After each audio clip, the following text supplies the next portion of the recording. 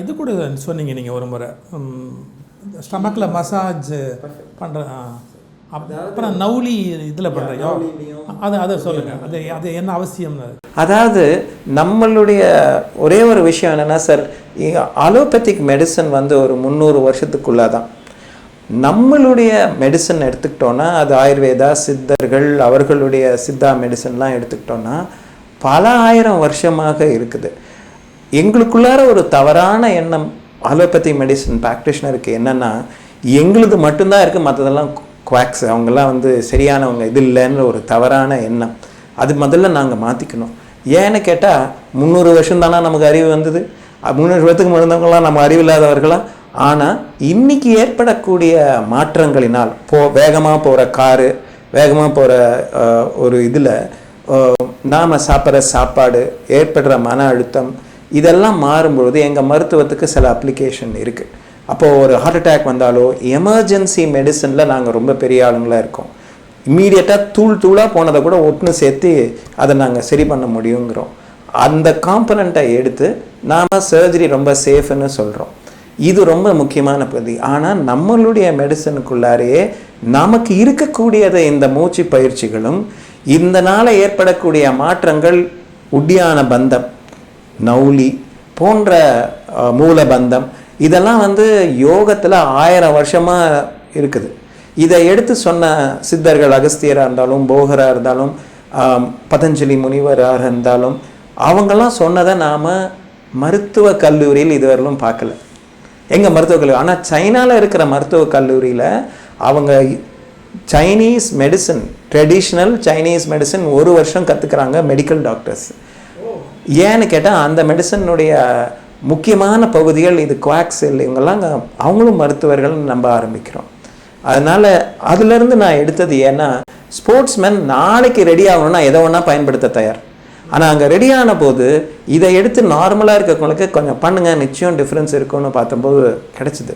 அதனால் இதை வந்து கற்றுக்கிற மட்டுமல்ல, அப்ளை பண்ண ஒரு டைம் வந்து கிட்டத்தட்ட ஒரு 20-30 வருஷத்துக்குள்ளார நிறைய பேர் சீரடைகிறதுக்கான வாய்ப்புகள் இருந்து. பேஷண்ட்ஸ் வர்றவங்க உங்களோட ஒத்துழைக்கிறாங்களா? நீங்கள் சொல்கிறத 100% அட்வைஸ் கேட்டு அது மாதிரி நடந்துக்கிறாங்களா?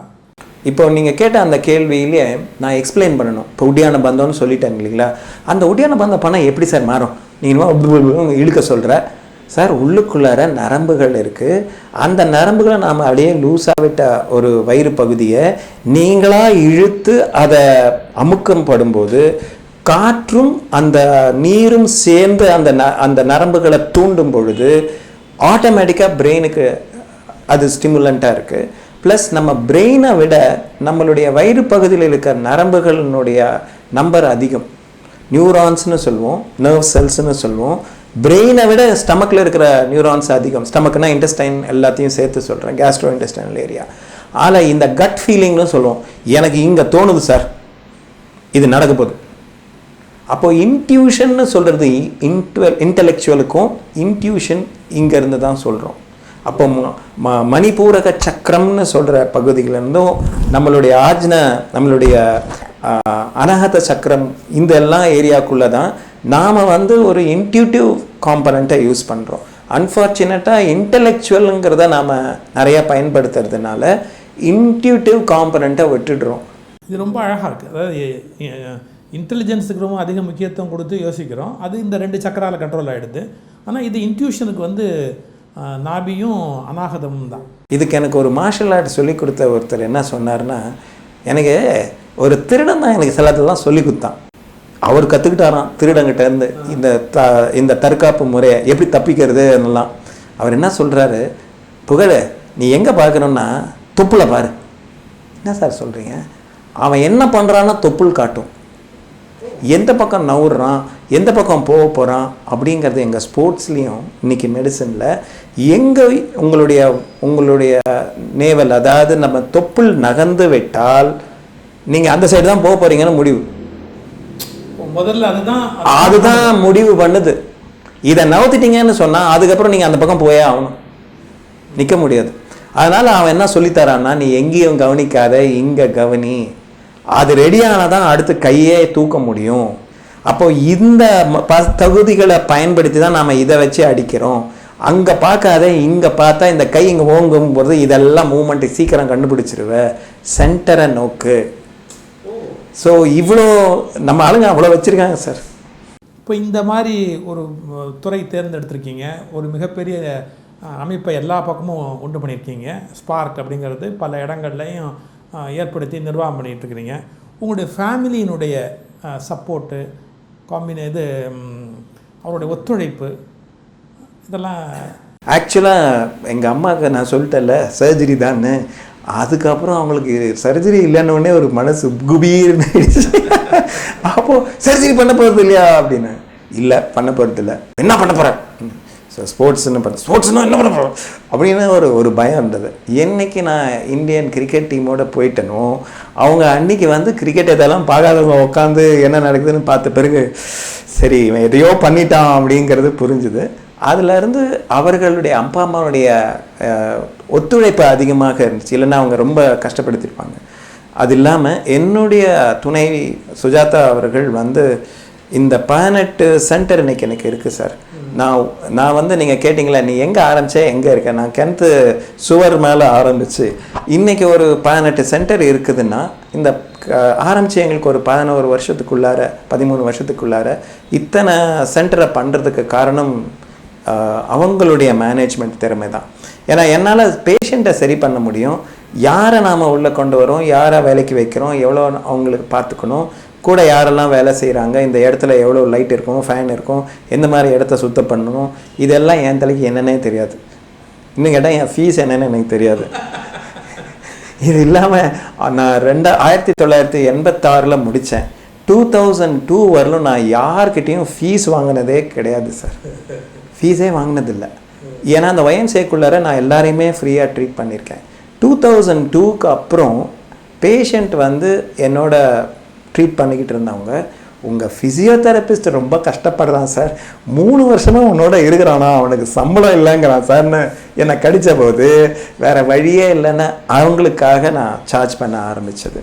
அப்புறம் 2006 நான் ஸ்பார்க்கை உண்டு பண்ணும்போது அந்த ஃபிசியோதெரபிஸ்டெல்லாம் நல்லா இருக்கணும், என்னோட அவங்க இருக்கணும், எல்லாம் கற்றுக்கிட்டு போயிட்டே இருக்கிறாங்க, அவங்க என்னோடையே இருக்கணும் அப்படிங்கிற ஒரு எண்ணமும் சுஜாதா சொன்னதுனால அவங்க என்னோட இருக்கக்கூடிய வாய்ப்புகளை உண்டு பண்ணி அப்போது யாருக்கெல்லாம் ஃப்ரீயாக பண்ண முடியுமோ அதை இன்றைக்கும் ஃப்ரீயாக பண்ணிக்கிட்டு யாரால் செய்ய முடியுமோ அவங்க கொடுக்க முடியுமோ அவங்கக்கிட்ட நாம் வாங்கிக்கூடியது மாற்றிக்கிட்டோம்.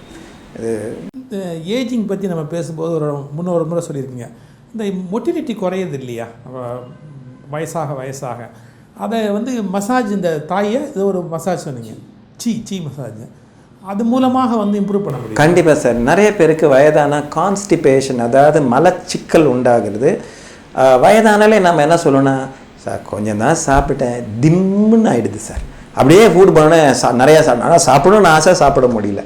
அப்படின்னா இன்டெஸ்டைனல் மொட்டிலிட்டி, அதாவது நகரக்கூடிய அந்த வாய் பகுதியிலேருந்து ஆசன பகுதி வரலும் செல்ல வேண்டிய அந்த அலையானது செல்லாமல் மிக மிக ஸ்லோவாக, அதாவது அதை மெதுவாக தான் நகருது. அது வயதாகும் போது இந்த இன்டெஸ்டைனல் ஸ்டிமுலன்ஸ் ரொம்ப ஸ்லோவாக இருக்குது, அந்த ஸ்டிமுலேஷன். அதை நாம் என்ன பண்ணலான்னா நாபியை சுற்றி நாம் சர்க்கிள் பண்ணும்போது ஆண்களுக்கும் நம்ம ரைட் ஹேண்டை மேலே வச்சுட்டு லெஃப்ட் ஹேண்டை அடுத்து மேலே வைக்கிறோம், பெண்களுக்கு லெஃப்ட் ஹேண்டை முதல்ல வச்சு ஆண்களுக்கு அடுத்த ரைட் ஹேண்டை வைக்கிறோம். அதில் நாம் பண்ணுற சர்க்கிள் கிளாக் வைஸாக பண்ணோன்னா நம்மளுடைய இன்டெஸ்டைனல் அதே டைரெக்ஷனில் தான் போகுது. நீங்கள் சொல்லும்போது நினைவு வருது, எங்கள் அப்பா எண்ணெய் தேய்ச்சி குளிப்பார் வாரத்துக்கு ஒரு நாள், அந்த மாதிரி கை அப்படி வச்சு நல்லா அழகாக தேய்ப்பாங்க பழைய. ஆமாம் சார், கூட விளக்கெண்ணெய் வச்சு தேய்ப்பாங்க சார். யூஸ் பண்ணுற எண்ணெய், அந்த யூஸ் பண்ணுற அந்த இன்டென்ட், அதாவது பண்ணும்போது ஏதோ இல்லாமல் அவங்க கருத்து அதோடு இருக்கும்போதே you sync your thought with your hand and your intestinal contents. அதாவது நம்ம எண்ணமும் உள்ளிருக்கும் உறுப்பும் அதனுள் இருக்கின்ற ஆகாரமும் ஒரு சீராக இணைந்து செயல்படக்கூடிய வாய்ப்பு. கூட வாதாபி ஜீர்ணோபவன், இந்த வாதாபிங்கிற அரக்கனை சாப்பிட்டுட்டு அகஸ்தியர் இந்த ஸ்டோரி இருக்கு, அப்பதான் ஜீரணம் ஆகுதுங்கிறாரு. அவரும் கிளாக் வைஸ் சுத்தியா வாதாபி முடிஞ்சிருச்சு அப்படிங்கிறாரு. அந்த லிங்க் இருக்கு. கண்டிப்பா இந்த இந்திய மருத்துவ முறைக்கும் சீனாவுக்கும் எப்படி என்னென்ன வகையில் தொடர்பு இருக்குது? என்ன பொறுத்தவரையில் நம்மளை மாதிரியே செய்யக்கூடிய மிக கிட்டக்க, நான் ஃபுல்லான்னு சொல்ல மாட்டேன், ஆனால் மிக அருகாமையில் வரக்கூடியவங்க சீன ஆளுங்க தான். ஏன்னா நம்மளுடைய போகர் கிட்டத்தட்ட ஒரு 500 வருஷம் அங்கே போய் வந்ததுனால, அதுக்கப்புறம் போதி தர்மர் ஷாவலின் டெம்பிளில் போய் நிறையா பண்ணியிருக்காங்க. அப்போ அந்த ஷாவலின் டெம்பிளில் பண்ணக்கூடிய சில டெக்னிக்ஸ் 2 சொல்கிறேன் சார். ஒன்று வந்து போன் மேரோ கிளென்சிங் கிளாசிக், நம்ம எலும்பு மஜ்ஜைன்னு சொல்கிறோம்ல, அங்கே தான் ஆர்பிசி டெவலப் ஆகுது. அந்த ஆர்பிசி டெவலப்மெண்ட்டும் டபிள்யூபிசி டெவலப்மெண்ட்டையும் நீங்கள் கண்ட்ரோல் பண்ணிட்டா நோய்கள் வராமல் இருக்கக்கூடிய வாய்ப்புகளை உண்டு பண்ணுறோம். இது போதி தர்மருடைய போதி ஷாவலின் டெம்பிளில் அவர் 3 விஷயம் கொடுத்ததில் ஒரு விஷயம் இது. 2வது அவங்களுடைய மசிலை வந்து மசில் டெண்டன் சேஞ்சிங் கிளாசிக், தசைகளும் அதனுடைய நுனிப்பகுதியான டெண்டன்களும் நன்றாக உறுதிப்படுத்துவதற்கு, இடிச்சா அந்த செவரை உடஞ்சி போகணும் அப்படிங்கிற அளவுக்கு பவர் கொண்டு வரதுக்காக அந்த முறைகளை சொல்லி கொடுக்குறார். இதையெல்லாம் அவர் காஞ்சிபுரத்திலிருந்து ஷாவலன் டெம்பிள் போகும் பொழுது இங்கே பயிற்சிகள் பெற்றவர் தான் அங்கே கொண்டு போய் அதை கொடுக்குறார். அங்கே இருக்கவங்க இவர் கொடுக்கல, இவர் தான் கொடுத்தாருங்கிறதுக்கு அங்கே நல்லா எல்லாமே இருக்கு. 2வது 3வது புத்தா பாம். அந்த புத்தா பாம்னா தட்டினாலே அவர் நம்ம அடின்னு சொல்கிறோம் இல்லையா, அந்த சீன அடின்னு சொல்லுவாங்க. இந்த சீன அடிங்கிறது என்னன்னா, அந்த எண்ணத்தோடு சேர்த்து எதை அடிக்கிறோமோ அதை நாம் தகர்த்து செல்ல முடியும். சில படங்களில் பார்த்தா அப்படின்வாங்க, அவங்க உருண்டு போகிற மாதிரி, இவங்களுக்கும் அவங்களுக்கும் கனெக்ஷன் இருக்கிற மாதிரி இருக்காது. அந்த சீனு நம்ம சொன்னல பிராணா, இவங்க கையிலேருந்து அதுக்குள்ளே போகக்கூடிய சக்தியை அவர்கள் படைத்து விடுகிறார்கள். அவங்களுடைய மெடிடேஷன்னால் அதை பயன்படுத்த முடியும். ஆனால் அதை ஹீலிங்க்கு பயன்படுத்திக்கலாம். இவங்க ஒவ்வொருத்தரும் தங்களை ஹீல் பண்ணிக்கணும். அது வந்து ரொம்ப சுலபம். அதனால தான் நம்ம மெடிசனில் ஃபிசிஷியன் ஹீல் தை செல்ஃப் அப்படின்வாங்க. அந்த ஃபிசிஷியன் யாருன்னா நீங்கள் தான். எல்லாரும் என்னென்னா, டாக்டர் நம்மளை சரி பண்ணுறாரு, டாக்டர் வந்து தெய்வம், அவர் வந்து மெடிக்கல் டெய்டி மாதிரி உட்காந்துக்கின்னு காட்சி கொடுக்குறாரு, எனக்கு அவர் தான். நான் சொல்லுவேன், இல்லை, உங்களுக்குள்ளே இருக்க தெய்வத்தை நீங்கள் தூண்டுவதற்கான வாய்ப்புகள் தான் நான் உண்டு பண்ண முடியும். உள்ளே இருக்கிற ஹீலிங் கெப்பாசிட்டி அங்கே தான் உருவாகுது. நான் அதற்கு வழிமுறைகள், நீங்கள் தான் அதுக்கு ரெஸ்பான்ஸ். அப்போ இந்த சீன இன் யாங்கா அந்த அதுக்கும் நம்ம ஹத்த யோகத்துக்கும் ஏதோ தொடர்பு இருக்குன்னு? கண்டிப்பாக சார். அதாவது இன் அண்ட் யாங்னு அவங்க சொன்னாங்க. நாம் வந்து சக்தி சிவம், அதாவது தூண்டுதல் ஏற்பட்டால் அது சக்தி, தூண்டாமல் இருந்தால் அது சிவம், சவம் சிவம். அப்போது அந்த முக்கியமான பகுதியை நாம் உணர்ந்துக்கிட்ட பிறகு தூண்டப்பட வேண்டியது is the in which becomes yang. அதாவது கிரவுண்டு இன்னு, மேலே yang. அம்மா பூமியை நம்ம அம்மான்னு சொல்கிறோம், மேலே இருக்கிறவர் அப்பா சொல்கிறாரு அப்படின்னு சொல்கிறோம். அப்பா எங்கே? அங்கே தான் இருக்கிறார். அம்மா எங்கே? கீழே இருக்கிறாங்க, அங்கே இருக்கிறாங்க. ஸோ இவங்க ரெண்டும் நாம் சேர்ந்து உண்டானது இந்த உடம்பு. ஸோ இந்த yang சேர்ந்தாதான், இணைந்த போது சிவனும் சக்தியும் இணைந்த போது தான் இந்த உடம்பு ஏற்பட்டது. இந்த உடம்புல நீங்கள் மேலா ஃபீமேலான்னு கேட்டால் யாருக்கும் பதில் சொல்ல முடியாது. அம்மா பாதி கொடுத்தாங்க, அப்பா பாதி கொடுத்தாங்க. அதில் இருக்க எக்ஸ் குரோமோசோம் 2 எக்ஸ் இருந்தால் அவர்கள் பெண்களாகும். அம்மா கொடுத்த எக்ஸும் அப்பா கொடுத்த ஒய்யும் இருந்தால் தான் மேலாக மாறுறோம். அப்போது ஒரு ஆண் பெண்ணுன்னு முடிவு பண்ணுறது பெண் அல்ல, ஆண்கிட்டேருந்து வர கருவு தான். அந்த ஒய் இருந்தால் அவங்க மேலாக முடியும், எக்ஸாக இருந்தால் அவங்க ஃபீமேல் ஆக முடியும். இதே கான்செப்ட் நாம் எடுத்தோன்னா நம்ம செல்களுக்குள்ளாரையும் ஆணும் இல்லை பெண்ணும் இல்லை, ரெண்டும் ஈவனாக ஈக்குவலாக இருக்குது. இந்த பேலன்ஸ் மாறும் பொழுது நோய்கள் உண்டாகும். நீங்கள் அதிகமாக பாசிட்டிவ் இருந்தாலும் அதிகமான நெகட்டிவ் இருந்தாலும் நோய்கள் உண்டாக வேண்டும். அந்த நோய்கள் உண்டாவதற்கு தவிர்க்கின்ற யோக முறைகள் ஹ என்றால் சன், த என்றால் மூன், சூரியன் சந்திரன். இப்போ நாமெல்லாம் நம்ம இப்போ எடுத்து நம்ம வச்சோன்னா சாதாரணமாக மூச்சு விட்டோம்னா ஒரு மூக்கு வழியாக தான் நம்ம காற்று வருகிறது. அதை சாரம் பார்ப்பது என்று நம்ம யோகிகள் சொல்கிறாங்க. அந்த சாரம் பார்த்தோன்னா அன்னைக்கு நான் இந்த பேஷண்ட்டை போய் பார்க்கலாமா, இன்றைக்கி வர சாரம் எனக்கு லெஃப்டில் வந்ததுன்னா போக மாட்டேன், நாளைக்கு காலையில் சொல்கிறேன்ப்பா நான் வந்து பார்க்குறேன், இல்லை சார் அவசரம், நாளைக்கு காலையில் வரேன் சரியாயிரும் கவலைப்படாதீங்க அப்படின்னு அனுப்பிச்சிடுவேன். அங்கே போய் அவரை பார்க்கும்போதும் அவருக்கு வச்சு பார்க்குறப்போ அது ரைட் நாஸ்ட்ரில் இல்லை லெஃப்ட் நாஸ்ட்ரில் போகுதுன்னா ஒரு 2 நாள் கழித்து ட்ரீட்மெண்ட் ஆரம்பிக்கலாம். அது வரலும் அவருக்கு அவசரப்படக்கூடாது. ஏன்னா அந்த மூச்சு சரியாகலைன்னா அவர் உயிரோடு இருக்க மாட்டார். நான் இன்டர்வீன் பண்ணதில் பிரச்சனை ஆகிடும் அப்படின்னு. இதெல்லாம் நம்ம யோக முறைகளில் முறையாக வைக்கப்பட்டு சாரம் பார்ப்பது என்பது இந்த யாங் பேலன்ஸ் பண்ணணும். எக்ஸசைஸ் பண்ணாலும் அது பேலன்ஸ் ஆகும், யோக பிராணாயாமம் பண்ணாலும் பேலன்ஸ் ஆகும், தைச்சி பண்ணாலும் அது பேலன்ஸ் ஆகும்.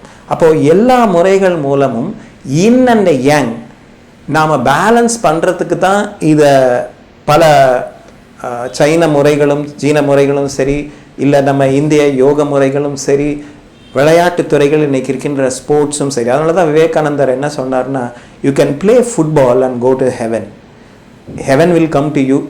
நீங்கள் ஏன் போகணும், அது இங்கே வந்துடும். ஏன்னா you're lost your pressures of all the other things. என்னெல்லாம் உங்களுக்கு மனதளவில் இருக்கோ அதை மறந்துடும். அந்த பந்து மட்டும்தான் உங்களுக்கு இருக்குது, வேறு எதுவும் உங்கள் கணக்கில் இல்லை. அப்போ யூ ஃபர்கெட் இட். அதே தான் எங்கேயும் நம்ம அந்த ஸ்டிமுலேஷன் கொண்டு வரும்போது இந்த யாங்கை பேலன்ஸ் பண்ணுறோம்.